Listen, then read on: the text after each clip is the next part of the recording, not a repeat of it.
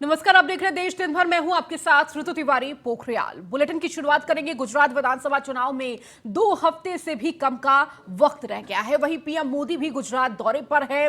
अपने दौरे के दूसरे दिन पीएम मोदी सोमनाथ मंदिर पहुंचे, जहां उन्होंने सोमनाथ मंदिर में पूजा अर्चना की। पीएम मोदी सोमनाथ ट्रस्ट के चेयरमैन भी हैं। सोमनाथ मंदिर में दर्शन के बाद पीएम मोदी सौराष्ट्र क्षेत्र में अपनी जनसभाओं के लिए रवाना हो गए हैं। तो प्रधानमंत्री नरेंद्र मोदी गुजरात दौरे पर हैं और गुजरात दौरे का ये दूसरा दिन है। और इस दौरान जहां एक तरफ चुनावी जनसभाओं को संबोधित करेंगे प्रधानमंत्री, लेकिन उससे पहले सोमनाथ मंदिर पहुंचे हैं और शिव जी को जलाभिषेक किया और इसके साथ ही साथ दुग्धाभिषेक और तमाम पूजा अर्चना विधिवत ढंग से की गई। और इसके बाद अब चुनावी जनसभा के लिए निकल चुके हैं प्रधानमंत्री। और कई सारी चुनावी जनसभा है जहां चुनाव प्रचार करते हुए बीजेपी के पक्ष में वोट मांगते हुए प्रधानमंत्री नजर आएंगे। आपको बता दें, गुजरात चुनाव है और कुछ ही दिन बचे हुए हैं गुजरात चुनाव को, तो सभी पार्टियां अपनी ताकत झोंकने में लगी हुई है। खासकर माना जा रहा है गुजरात, चूंकि प्रधानमंत्री का गृह जनपद है और खुद रिप्रेजेंट करते हैं प्रधानमंत्री गुजरात को, और इसीलिए बेहद महत्वपूर्ण ये गुजरात का चुनाव माना जा रहा है। और बेहद अहम मुकाबला इस बार गुजरात में बीजेपी और आम आदमी पार्टी के बीच माना जा रहा है।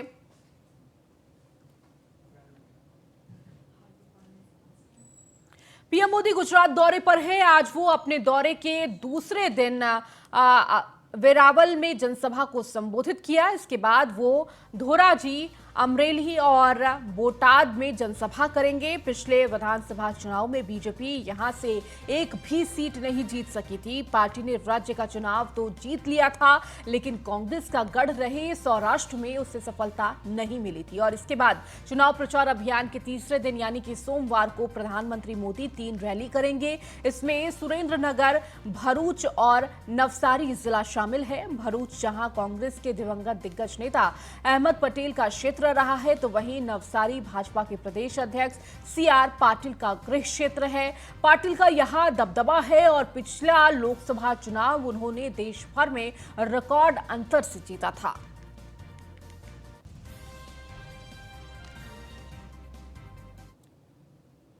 बढ़ेंगे आगे। उपराष्ट्रपति जगदीप धनखड़ फीफा विश्व कप 2022 के उद्घाटन समारोह में भारत का प्रतिनिधित्व करने के लिए कतर रवाना हुए हैं। यात्रा के दौरान उद्घाटन समारोह में भाग लेने के अलावा उपराष्ट्रपति भारतीय समुदाय के सदस्यों के साथ बातचीत भी करेंगे। तो कतर में होने वाले फीफा के लिए उपराष्ट्रपति जगदीप धनखड़ रवाना हुए हैं। तो फीफा वर्ल्ड कप में करेंगे भारत का प्रतिनिधित्व। तो यात्रा के दौरान भारतीय समुदाय के साथ भी बातचीत करते हुए नजर आएंगे उपराष्ट्रपति। तो कतर में ये फीफा वर्ल्ड कप का आयोजन होने जा रहा है। फीफा वर्ल्ड कप 2022 का प्रतिनिधित्व करते हुए भारत का उपराष्ट्रपति जगदीप धनखड़ नजर आएंगे।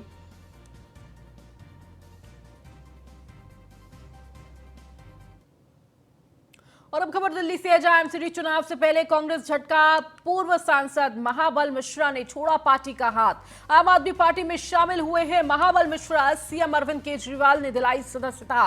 तो बड़ी खबर आपको इस वक्त दे रहे हैं, आपके हुए हैं महाबल मिश्रा।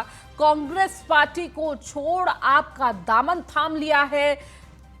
तो एक बड़ा चेहरा महाबल मिश्रा का। और एमसीडी चुनाव से पहले कांग्रेस को यह बड़ा झटका, जहां एमसीडी चुनाव को लेकर लगातार पार्टियां अपनी ताकत झोंक रही हैं और लगातार चुनाव प्रचार करते हुए नजर आ रही हैं, तो वही जो पार्टियों का फेरबदल है और पार्टी छोड़ने का जो सिलसिला है वो भी शुरू हो चुका है। महाबल मिश्रा ने कांग्रेस का साथ छोड़ आम आदमी पार्टी का साथ पकड़ लिया है और एमसीडी चुनाव से पहले एक बड़ा झटका माना जा रहा है। और अधिक जानकारी के साथ दिल्ली से संवाददाता पीयूष तिवारी हमारे साथ जुड़ गए हैं। पीयूष, महाबल मिश्रा ने कांग्रेस पार्टी का साथ छोड़ आम आदमी पार्टी का हाथ थाम लिया है और देखिए एमसीडी चुनाव है, एक बड़ा झटका कांग्रेस के लिए।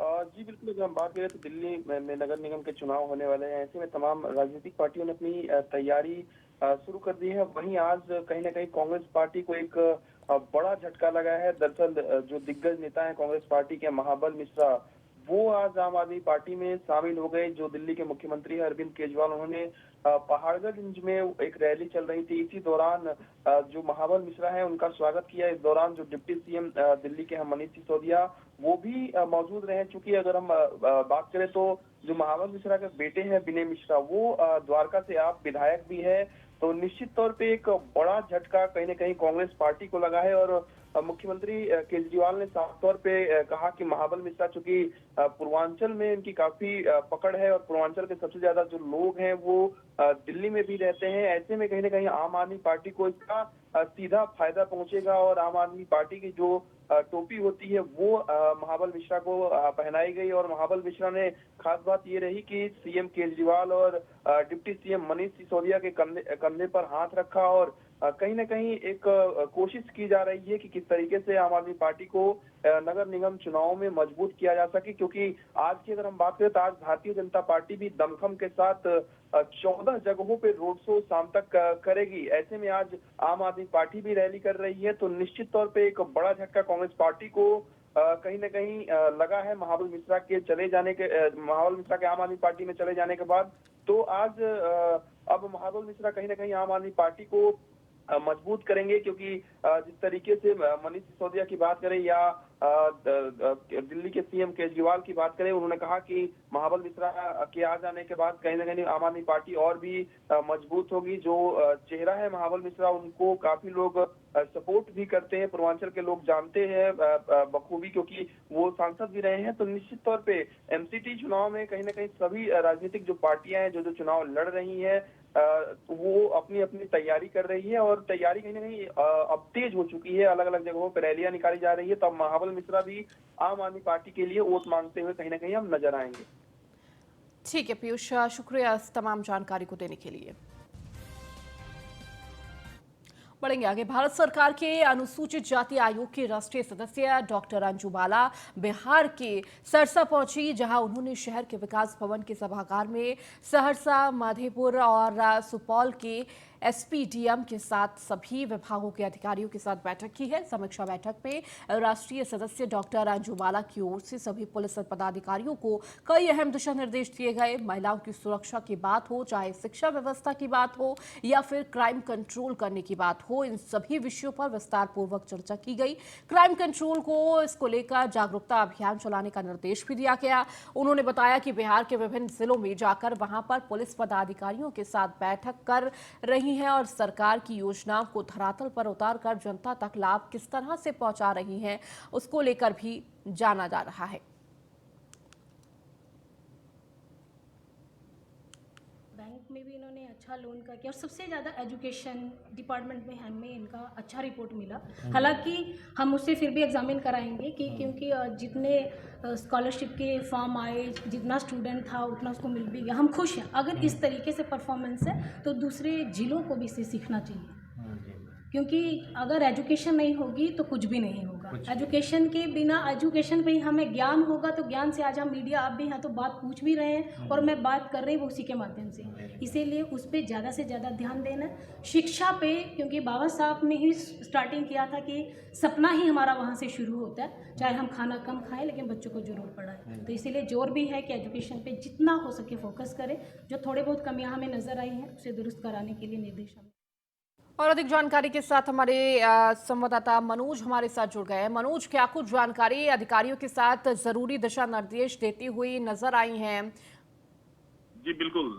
जब देखिए अंजू बाला जो भारत सरकार की अनुसूचित जनजाति आयोग की राष्ट्रीय जो सदस्य हैं, और डॉक्टर अंजू बाला आज सहरसा उस दिन पहुंची है। कल पहुंचने के बाद वहाँ पे जो वहाँ के मधेपुरा, सुपौल और सहरसा के जो तीनों वहाँ के अनुमंडल, वहाँ के जो क्षेत्रीय है आसपास के जिले के लोगों के साथ बैठी और बैठने के बाद उन्होंने कई तरह के निर्णय भी लिया। और वहाँ पे उन्होंने कहा कि शिक्षा व्यवस्था की पर ज्यादातर उन्होंने विशेष फोकस दिया और कहा कि क्राइम कंट्रोल की बात हो और सभी विषयों को विस्तार पर चर्चा की गई। और उनका देखिए इस तरह का कहना था कि सरकार में जिस प्रकार अभी देखा जा रहा है कि अनुसूचित जनजाति को लेकर ज्यादा कठिनाइयां जो लोगों को उत्पन्न हो रही है, इस पे कहीं ना कहीं सुधार किया जाए। इस सुधार को लेकर वो वहाँ पे एक बैठक किया गया था। इसकी सूचना पहले से भी लोगों को थी और अनुसूचित जनजाति को लेकर उन्होंने काफी कुछ फोकस किया और शिक्षा व्यवस्था को सुधार को लेकर शिक्षा विभाग के भी आला अधिकारी मौजूद थे, उनको भी उन्होंने दिशा निर्देश दिया और कहा कि किसी तरह का यदि दिक्कत हो आने के लिए वहां पे केंद्र की भी पत्र लिखा जाए और उनसे मदद ली जाए। ठीक है मनोज, आप लगातार हमारे साथ जुड़े रहिए और भी खबरों पर आपसे अपडेट लेंगे। वहीं अगली खबर बिहार के रोहतास से है, जहां पर दिनारा थाना इलाके के मझौली के पास अपराधियों ने एक किसान की गोली मारकर हत्या कर दी। बताया जा रहा है कि किसान महेंद्र शाह बाइक से अपने गांव दैदहा जा रहा था, तभी पहले से घात लगाकर बैठे बाइक सवार अपराधियों ने ताबड़तोड़ गोलियां चला दी। छाती और पेट में गोली लगने से किसान महेंद्र शाह घटनास्थल पर ही मौत हो गई। तो वहीं दिन दहाड़े इस हत्या से आक्रोशित लोगों ने कोचस बाजार में चौक को जाम कर अपनी नाराजगी जाहिर की है। तो घर लौटते समय किसान की हत्या कर दी गई। तो दिन दहाड़े ये हत्या की गई। तो बदमाशों का कितना हौसला बुलंद है इस वक्त, ये आप देख सकते हैं। रोहतास का ये पूरा मामला है। पता नहीं है क्या मामला है। दो लड़के आए मार के चले गए, गाँव पर जा रहे थे अपने आप घर पे। अरे बार बार बैठ समाज पर अत्याचार हो रहा है, जहाँ देखे लूट छिड़की, यहाँ गोली मारा वहाँ गोली मारा, आज दिन दहाड़े हत्या हुई। सरकार में निकम्मा है एकदम, जंगल राज की तरफ हम लोग को ढकेला जा रहा है। प्रशासन का वही हाल है, रवैया है। क्या नाम है आपका? मेरा नाम उमेश कुमार गुप्ता है, पूर्व अध्यक्ष। कोई पता नहीं है। और ज्यादा जानकारी के साथ लगातार मनोज हमारे साथ जुड़े हुए हैं। मनोज, किस तरह से इस वक्त बिहार में अपराधियों का हौसला बुलंद है, इसका साफ नजारा रोहतास में देखने को मिल रहा है। किसान की खुलेआम दिन दहाड़े हत्या कर दी जाती है। जी बिल्कुल, जिस प्रकार देखा जाए कि जब से ये आरजेडी और जदयू का जो गठबंधन का जो सरकार बना है, तब से लगातार क्राइम ग्राफ बढ़ता जा रहा है बिहार में। यदि क्राइम ग्राफ की बात करें तो ये देखिए रोहतास का तो ये किसान के साथ हत्या की बात आ रही है। यदि देखा जाए तो राजधानी में दिन दहाड़े गोली चल जा रही है। आरा की ही बात करें तो आरा में 12 दिन में 10 हत्याएं लगातार हुई। तो इस पे भी बहुत से लोगों का मतलब विपक्ष के पार्टियों का कहना है कि जंगल राज पार्ट 2 आ चुका है। और पहले से ही आरजेडी का जब भी सरकार रहा है तो जंगल राज बताया जा रहा था, लेकिन अब बताया जा रहा है कि जंगल राज पार्ट 2 आ चुका है। और जहां तक अपराध की बात हो तो बिहार में अभी आए दिन यदि देखा जाए तो कम से कम रोज तो 3 से 4 लोगों की हत्याएं बिहार में होती है। यदि पूरे बिहार में 38 जिले में से कम 4 से 5 जगह अक्सर सुनने और देखने को मिलता है। इस पे अभी देखिए बहुत से मंत्रियों का अभी बयान भी मतलब नहीं आ रहा है और चुप्पी साधे हुए हैं। और यदि कहीं हत्याएं होती है तो अलग अलग तरीके से राजनेताओं का वहां आगमन होता है और उसे अब पॉलिटिक्स में लिया जा रहा है। कोई भी यदि अपराध होता है तो उसे अब राजनीतिक रूप दिया जा रहा है। इसलिए कि देखा जाए कि अभी देखिए जब भाजपा का सरकार था उस समय का ग्राफ के मुताबिक क्राइम की ग्राफ देखा जाए और अभी देखा जाए महागठबंधन का, तो काफी अंतर देखने सुनने को मिलता है। मनोज, इसके साथ ही साथ अधिकारियों की तरफ से क्या कुछ इस पूरे मामले को लेकर जानकारी दी जा रही है? किस वजह से किसान की हत्या की गई? क्या कोई रंजिश पहले से बताई जा रही है? जी देखिए, रोहतास जो है वो शाहबाद रेंज में पड़ता है और शाहबाद रेंज के डीआईजी छत्रनील सिंह हैं। उनसे इस मामले पर यदि बात की गई तो उन्होंने कहा कि देखिए ये आपसी विवाद का झगड़ा चल रहा है, कहीं पर भी लूट छिनतई या फिर किसी तरह का मारपीट का या बैंक रॉकरिंग का इस तरह का मामलाएं नहीं आ रही है। और लेकिन यदि आज हम जब वहां पे बातें रखी गई कि लगातार सर 10 दिन में 8 हत्याएं तो 14 दिन में 13 हत्याएं इस तरह का हो रहा है, तो बोले देखिए सारे अपराधी जो हैं ये अपराधी नहीं, आपसी विवाद को लेकर ही हत्याएं हो रही है आज के डेट में। कहीं जमीन विवाद को लेकर हो रही है, तो आपसी मतलब लेकर रंजिश को लेकर किया जा रहा है। ठीक है मनोज, बहुत बहुत शुक्रिया इस जानकारी को देने के लिए।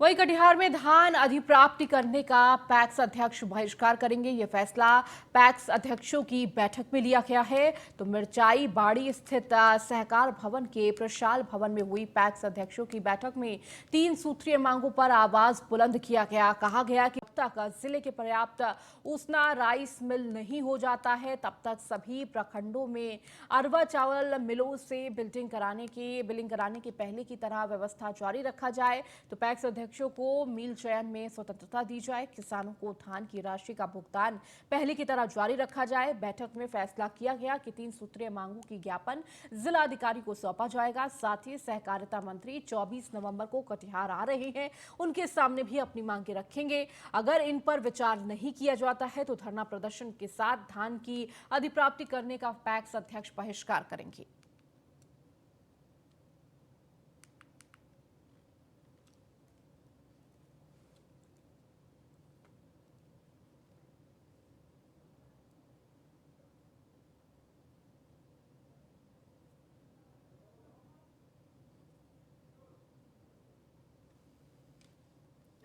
पैक्स में धान अधिप्राप्ति राज्य सरकार की एक महत्वाकांक्षी योजना है, जिसमें सभी पैक्स और सभी व्यापार मंडल को लगाया गया है कटिहार जिला के। और बहुत सारी समस्याएं हमारे पैक्स अध्यक्षों को आते रहती है अधिप्राप्ति कार्य में। उसी कार्य के लिए हम लोग एक आज सबसे पहले एक जिला पैक्स समन्वय समिति का गठन करने जा रहे हैं, जिसका आज निर्वाचन होना है और एक कमेटी गठित होगी जो विभिन्न समस्याओं के पैक्स अध्यक्ष के समस्याओं को लेकर के जिला प्रशासन से हमेशा जो है वार्ता करेंगे और उसका निदान करने का प्रयास करेंगे। वहीं नालंदा के ऐतिहासिक नगरी राजगीर प्रखंड के नाहू पंचायत में आधा दर्जन योजनाओं को धरातल पर उतारने का काम किया जा रहा है। पंचायत में पेभर ब्लॉक और पुलिया निर्माण, आंगनवाड़ी केंद्र का निर्माण, ईट सोलिंग का कार्य और पशु शेड सहित नाली के गली का कार्य किया जा रहा है। तो नाहू पंचायत के पंचायत समिति सदस्य मोहम्मद आजाद आलम ने बताया कि मुखिया सोनी आनंद के नेतृत्व पंचायत में एक का साथ कई योजनाओं पर काम चल रहा है।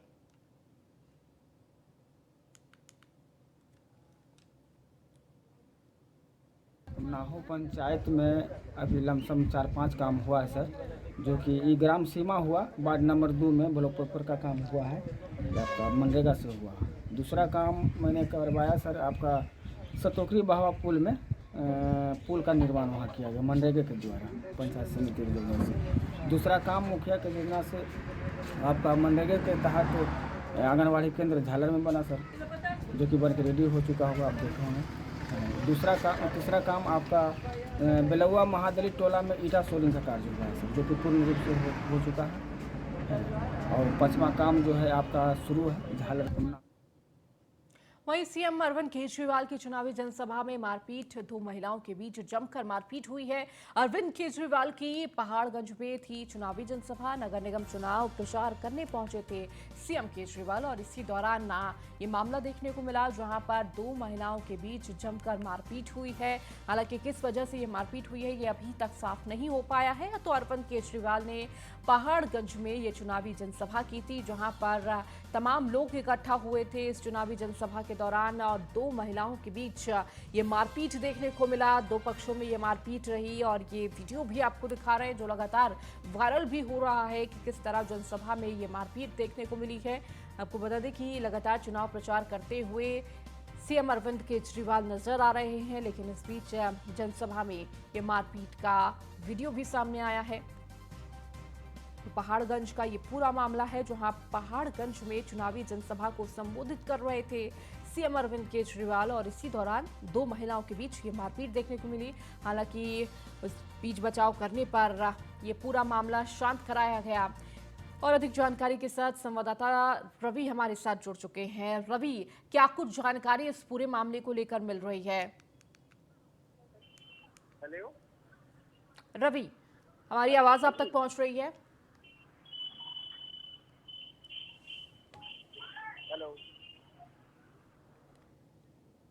तो रवि से हम जुड़ने की कोशिश करेंगे और इस पूरे मामले की जानकारी लेंगे, लेकिन उससे पहले ये पूरा जो वीडियो है वो भी आपको साथ साथ दिखा रहे हैं। नगर निगम चुनाव प्रचार करते सीएम अरविंद केजरीवाल पहाड़गंज पहुंचे हुए थे, चुनावी जनसभा को संबोधित कर रहे थे और इसी जनसभा में 2 महिलाओं के बीच ये मारपीट का वीडियो सामने आया है। हालांकि बीच बचाव करने पहुंचे लोगों ने इस पूरी मारपीट को सुलझाया और अधिक जानकारी के साथ रवि हमारे संवाददाता जुड़ चुके हैं। रवि, क्या कुछ इस पूरे मामले को लेकर जानकारी मिल रही है? देखिए, चुनावी जनसभा थी और इस बीच दो महिलाओं के बीच ये मारपीट हो रही है, जिसका वीडियो भी लगातार वायरल हो रहा है।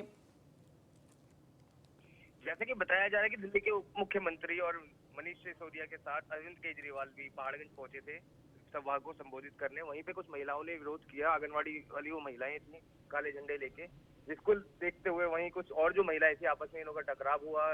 टकराव इतना बड़ा कि धीरे धीरे मारपीट पे आ गया। जिस तरीके से आप विजुअल में देख सकते हैं कि मारपीट इस तरीके से हो रही है कि जैसे एक दूसरे खून के जानी दुश्मन हो। लेकिन उसी ओर अगर देखा जाए तो ऐसी तस्वीरें कल शाम को भी देखने को मिली थी। आम आदमी पार्टी और बीजेपी के कार्यकर्ता आपस में भिड़े थे मयूर विहार फेज 2 में। उसी को देखते हुए लगातार इस तरह की तस्वीरें आ रही हैं। तो कहीं ना कहीं एमसीडी का चुनावी जो मुद्दा है वो भटकता हुआ नजर आ रहा है और वो दंगल में तब्दील होता नजर आ रहा है, क्योंकि इस तरीके की अगर हिंसक घटनाएं लगातार आएंगी तो कहीं ना कहीं चुनाव आयोग को और कोई एक्शन लेना पड़ेगा। ठीक है रवि, शुक्रिया इस जानकारी को देने के लिए। गुजरात के चुनावी दौरे पर राजस्थान के सीएम अशोक गहलोत दोपहर 2 बजे आज सीएम गहलोत करेंगे जनसभा को संबोधित। जहां सूरत में अशोक गहलोत जनसभा को संबोधित करते हुए नजर आएंगे, तो कल राहुल गांधी के साथ राजकोट में रैली को करेंगे संबोधित। तो दोपहर 2 बजे सीएम गहलोत करेंगे जनसभा को संबोधित। देखिए, गुजरात चुनाव है और लगातार चाहे वो बीजेपी हो, कांग्रेस हो या आम आदमी पार्टी हो, लगातार चुनावी प्रचार करते हुए गुजरात में नजर आ रही है। और इस बीच अशोक गहलोत चुनाव प्रचार करने पहुंचे हैं। तो गुजरात के चुनावी दौरे पर राजस्थान के सीएम अशोक गहलोत पहुंचे हुए हैं और दोपहर 2 बजे आज सीएम गहलोत करेंगे जनसभा को संबोधित। इसके साथ ही साथ माना जा रहा है कि सूरत में अशोक गहलोत जनसभा को संबोधित करेंगे। तो वहीं कल राहुल गांधी के साथ राजकोट में रैली को संबोधित करते हुए नजर आएंगे। महाराष्ट्र के महिला और बाल विकास मंत्री मंगल प्रभात लोढ़ा ने श्रद्धा मर्डर केस का जिक्र करते हुए इस बात की आशंका जताई है कि राज्य की कई ऐसी युवा लड़कियां लव जिहाद की वजह से लापता हो गई हैं। ऐसी लापता युवा लड़कियों और महिलाओं की तलाश के लिए उनका ध्यान रखने के लिए महाराष्ट्र के शिंदे फडणवीस सरकार पर एक स्पेशल टीम तैयार कर रही है।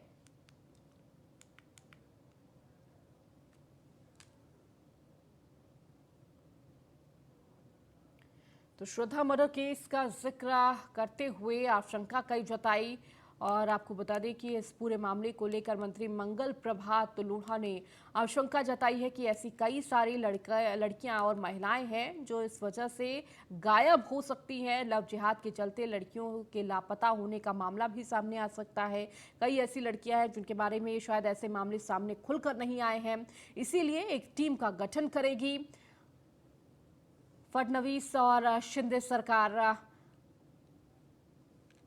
तो ये बयान मंत्री मंगल प्रभात लोढ़ा का सामने आया है, जिसमें उन्होंने यह आशंका जताई है कि ऐसे और भी केसेस हो सकते हैं। जिस तरह से श्रद्धा का मामला सामने आया, जिसकी जानकारी शायद अभी तक पुलिस को नहीं लगी है या परिवार वालों को नहीं लगी है, ऐसी कई महिलाएं हैं जो लापता हुई हैं, जिसकी जानकारी नहीं मिली है।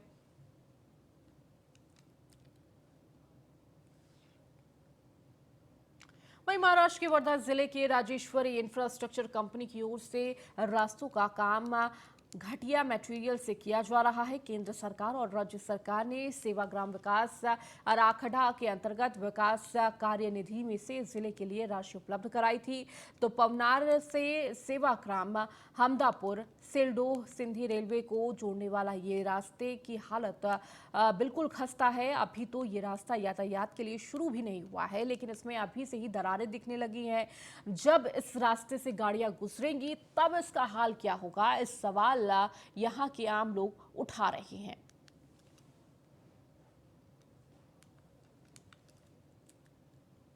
चलिए, देश दिन भर में फिलहाल इतना ही। बने रहिए न्यूज़ 1 इंडिया के साथ।